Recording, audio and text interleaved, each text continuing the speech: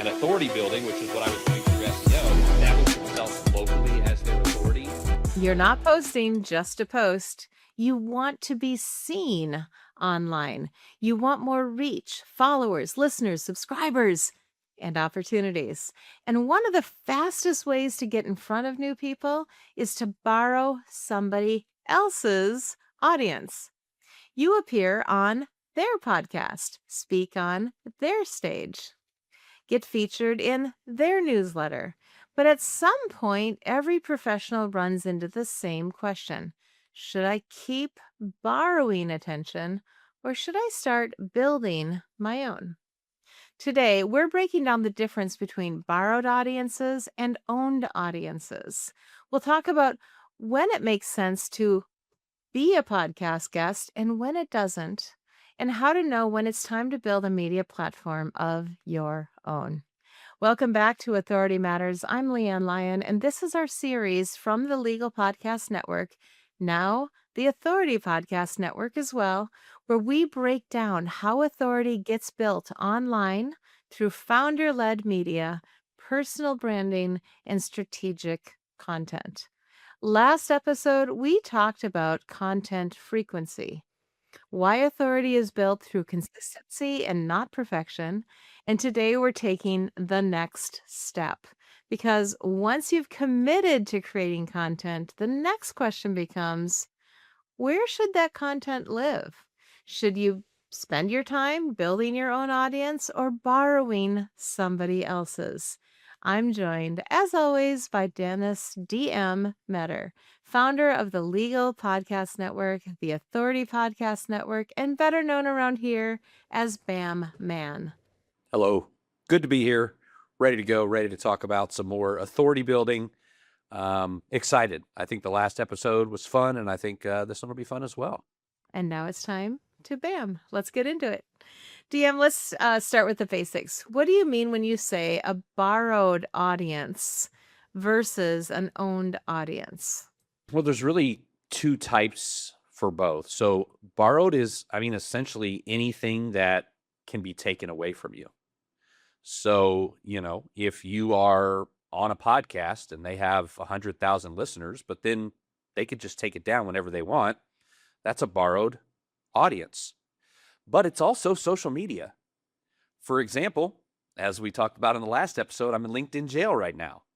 And while I have, however many tens of thousands, whatever per week that listen to what I'm saying on there, whether it's me being silly and having, doing different antics, or it's, me sharing some very serious content, all it took was somebody somewhere to go, wait, is that two people logged into his account at the same time?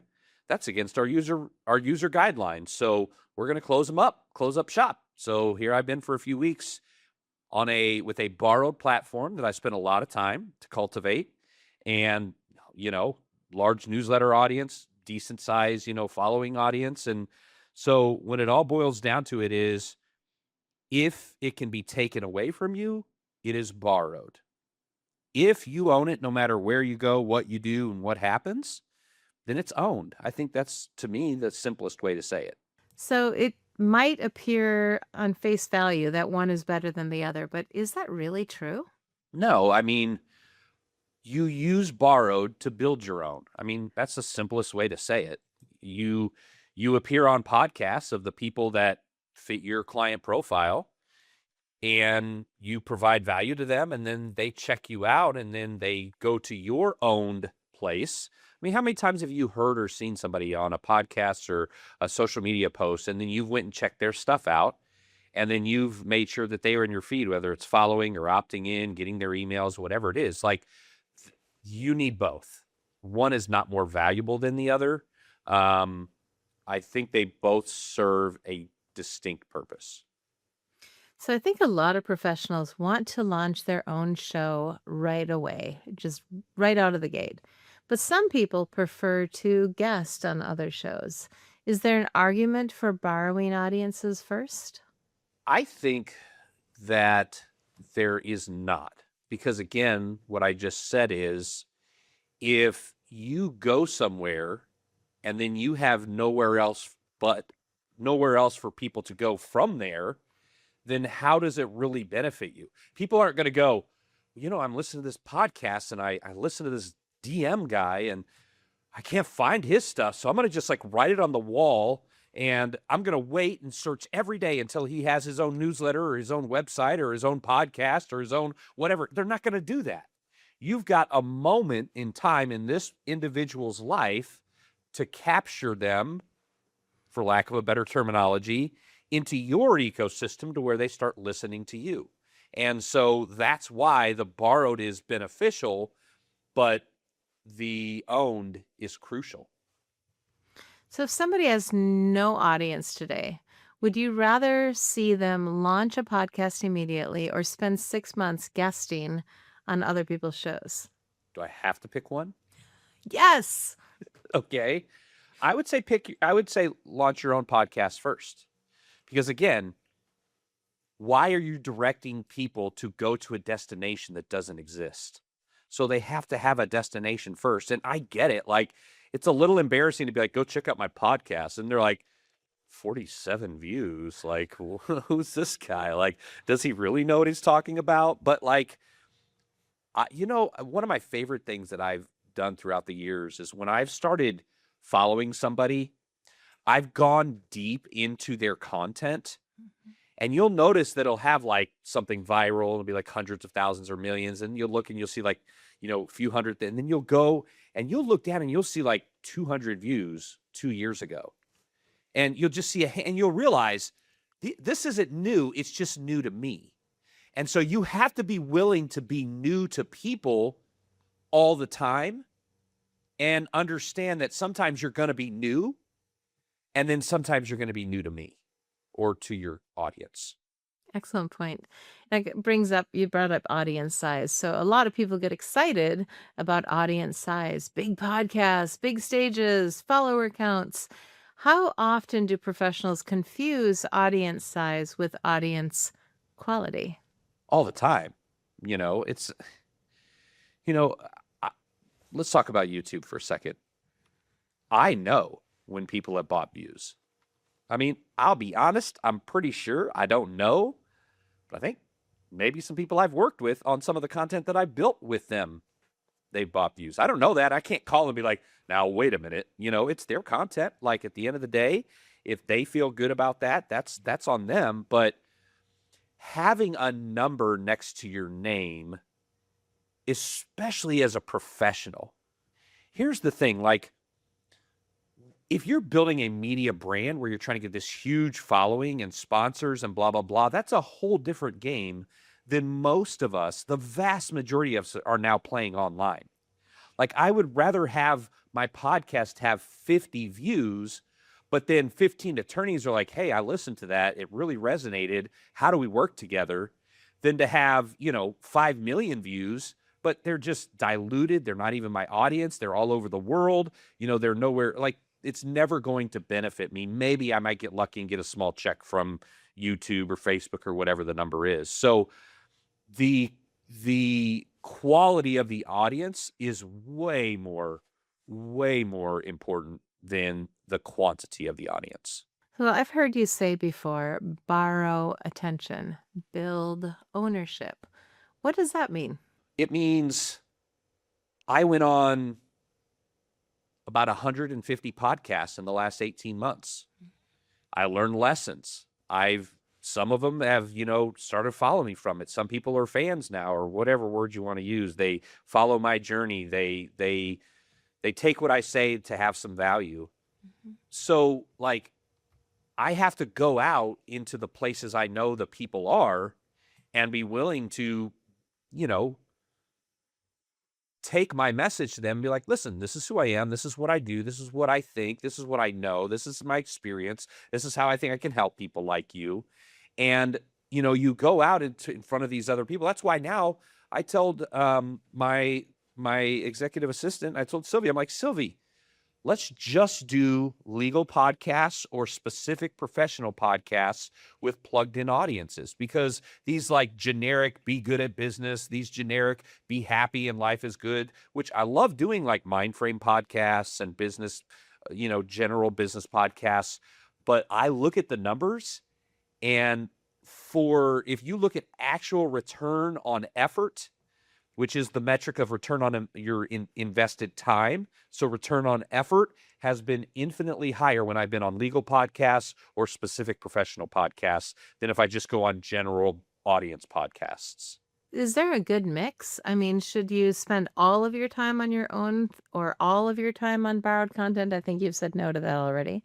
But for borrowed audience, what's the blend that is probably ideal for most professionals? It depends on where you're at and what you're trying to do.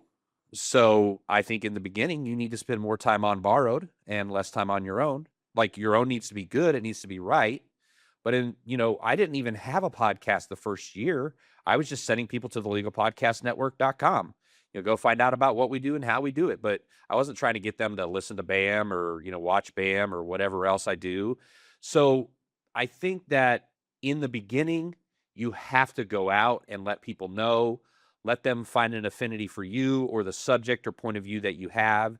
And then as time progresses, then you build upon your own. And now you're spending, now I'd say it was like 75 out, 25 in. Now it's probably the reverse. I probably spend 75% of my time on my own content, 25% going out.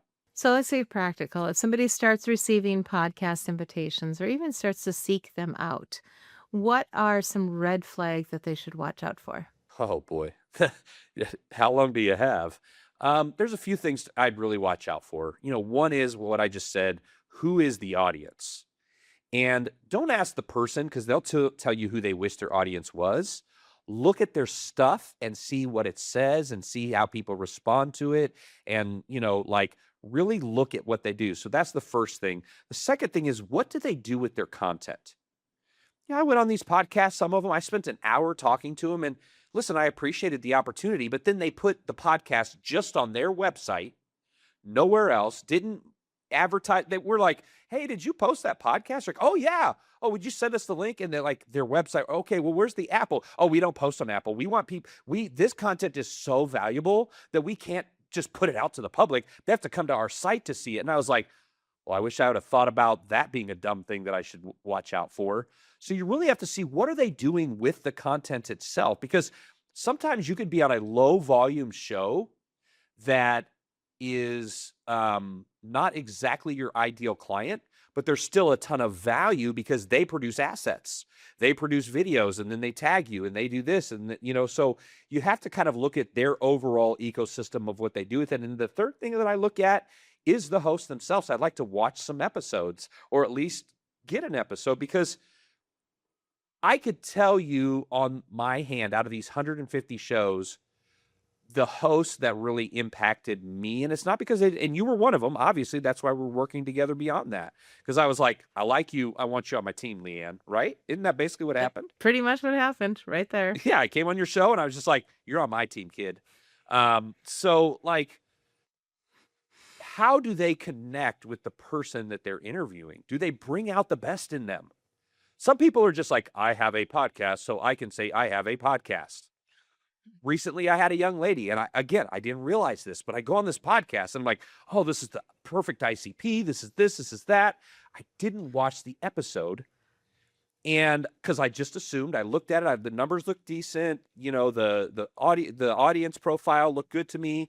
I go on the thing, and I asked her a question. She goes, I don't know. I just do this because my CEO makes me. So I just ask the questions he gives me, and you just answer them, and then he packages it up, and we put it out. And I was just like, wow, I'm surely making a connection here.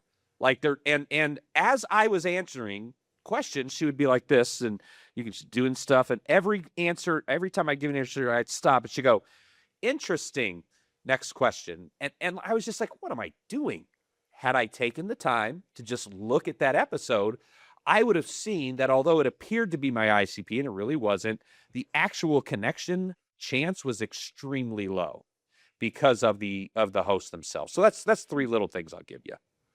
So paid for opportunities versus you come on my show for free. Which one do you do? I think I've paid for 2 shows so far out of the 150 I do. And then the people that say something like, help me offset the expense by giving me $200. And I'm just like, If you can't afford $200 to talk to me, then I'm sorry. Like, why are we working together? So, however, there are some who've said, listen, we'd like to have you on. This is what it costs. This is why it costs this. And this is what we do with how it, you know what I mean? So they like kind of, I've found benefit in a few of those. But if you're going to be in that boat, you better be very clear the value proposition. And it can't be up to 60,000 exposure. And I look on your Facebook page and I can tell you bought 30,000 people to be your Facebook followers. And then I look at your YouTube and I can tell you bought 8,000 YouTube followers just based on engagement, based on some other things that I see. Like, don't sell me on quote unquote exposure. Mm-hmm. Like, we all have the freaking internet. We all have exposure opportunities. Like, that's like Facebook coming to me and being like, I could expose you to 3 billion people a day. Really? You're going to, like, that's not the same thing. Not the same thing.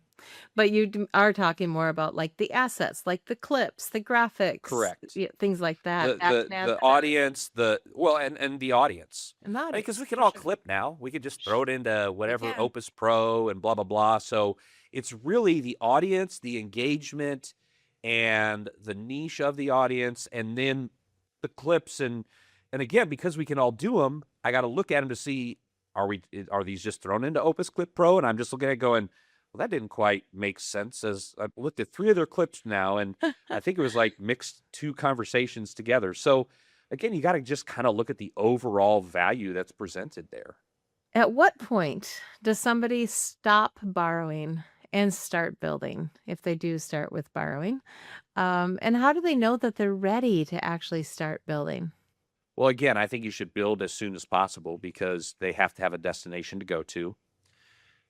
Let me ask you a question. What brand or person that's a brand or whatever, what figure do you know that never appears anywhere but on their own stuff? I can think of a few social media people that I only see on social media, but I don't know if they appear other places. Yeah, they probably appear on stages. They probably appear, on higher end podcasts, like for the most, unless their selling point is, I know the secrets and, I can share them with you, sort of like branding style. Mm-hmm. But you think of like Diary of a CEO. We see him everywhere and on different stuff, like, different podcasts and whatever. I mean, anybody that I follow and respect in this game, I see them cross-pollinating, which is really what borrowing audience is. It's just cross-pollination. So I see them cross-pollinating. I don't just see them sitting in a room and saying, I'm not going anywhere. I'm not being on anything but my own stuff. The closest to it might be Oprah. And unless you're Oprah, you better get your butt out there because all the rest of them are still hustling. Gary Vee's hustling. Hermosi's hustling. Cody Sanchez is hustling. We can go bigger. We can look at like, Bartlett is, I mean, you name it in the social media game, but even in the media game, they're all out hustling, going on different shows. They're here, they're there, they're making appearances, especially if they have something to promote. Yeah. And I mean, how are we making money if we're not promoting something?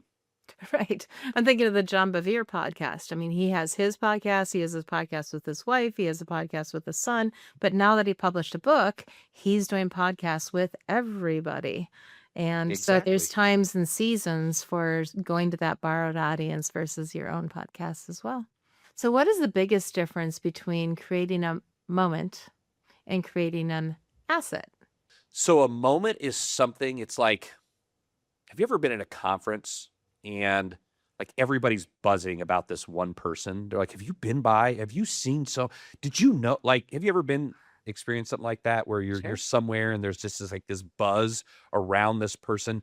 That's a moment. It's a time in which things kind of seem to come together and create this buzz around you. That's the moment. But those moments are fleeting. Where's Backpack Boy? You know who I'm talking about? The kid that did the dance where he like put his hands and he was like dancing and he put his hands in front of him. Oh, if I stood up and did the dance, which I'm not going to, and you're welcome for that. If I did the dance, you would know who Backpack Kid is. but Backpack Kid's not around anymore because he had a moment with his dance and now it's gone. Versus like somebody who embraced a moment and made it into something. You know, there's a let me give you a contrast to that. Do you know who, I think it's Bad Barbie or Bad Baby? You know who that is? Yeah. Yeah. And do you know how do you remember how she started? Mm-mm. If I'm thinking of the right person, she started on the Dr. Phil show. And she said, "Catch me outside. How about that?" And she somehow parlayed that into a career. The whole Kardashian clan took a moment that I won't discuss on a professional podcast in Kim's life and parlayed that into a whole empire. So the moment doesn't always create the content or the infrastructure, but it can be used if done properly to either build or create one. So it's actually branding a moment, essentially, is what you're talking about. It's taking advantage of the moment and not just being that thing. Yeah. Because if these people were still just those moments, then we would no longer be as interested. But they've continued to create moment after moment within an infrastructure that was built on a moment. Which is the brand. Excellent. So why do you think so many people chase visibility, but never, ever really build that infrastructure? Because we think we're going to be the next Kardashian instead of the next person. You know, like we want to build billion-dollar brands in 12 minutes with a clip. And we don't understand that those things are built over time, over hours, over dollars. Like everything we see might have had a moment, or these things that had a moment might have had a moment, but it's the infrastructure that captured it, built it, and made it into something. So if somebody listening wants to build authority over the next 12 months, how should they think about borrowed audiences and owned audiences working together? So let's just be super practical. I am a local divorce attorney, right? So I serve the state of Utah, but mostly the Salt Lake metro area.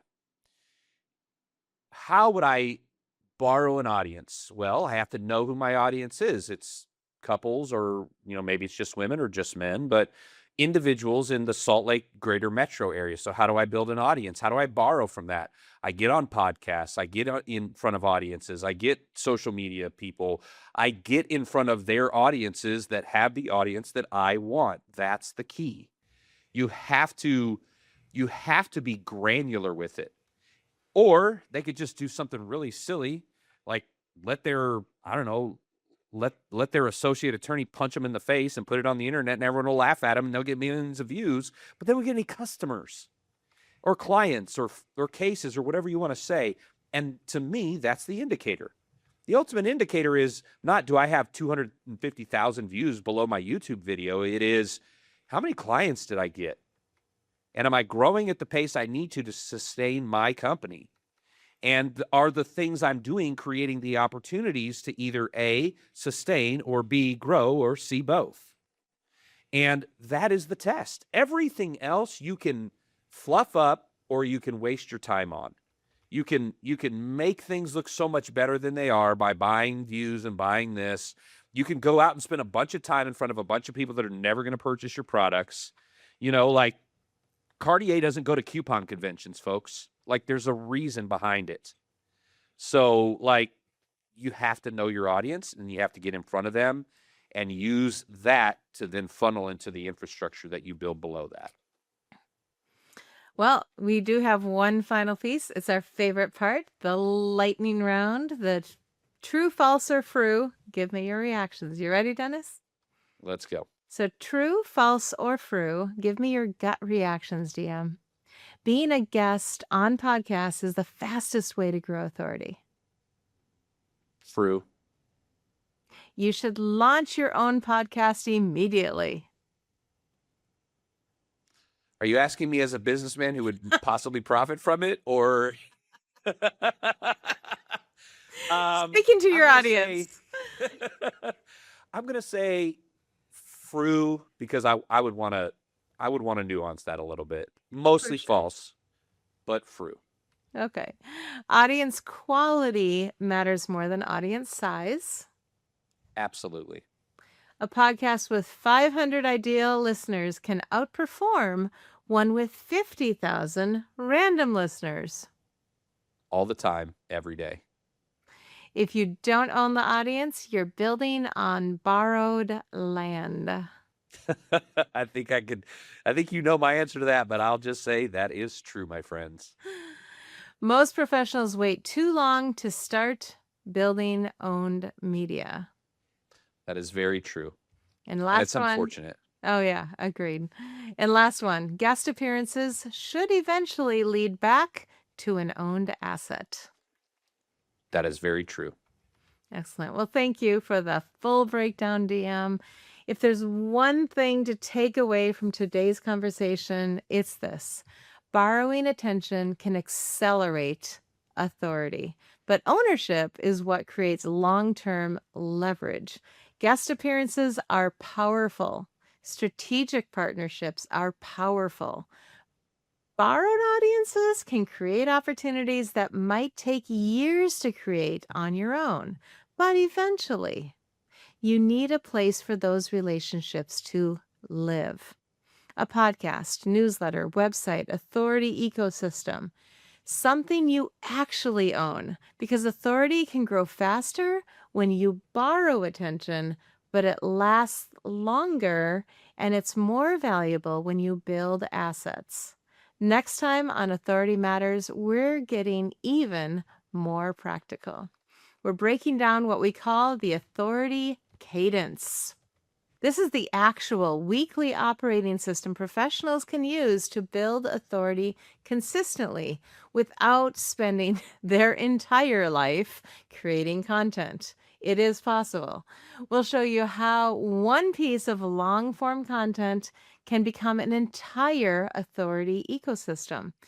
So if you got value from today's episode, make sure you're subscribed to Authority Matters. And if you've gotten value from the show, we'd appreciate it if you'd leave a review on Apple Podcast, Spotify Podcast, or any other streaming platform that you like. And if you want deeper breakdowns, templates, and monthly reports on topics like this, join our email list. We've got more than 45,000 attorneys learning how to build authority online and reading our daily emails. If you want help building your podcast, your content ecosystem, and your authority system, you can apply to work with us. The links are all in the description below. I'm Leann Lyon, and if you want even more fun, check out our animated Building Authority Through Media, where DM fights marketing villains as Bam Man. Thank you for joining us, and we will see you next time on Authority Matters.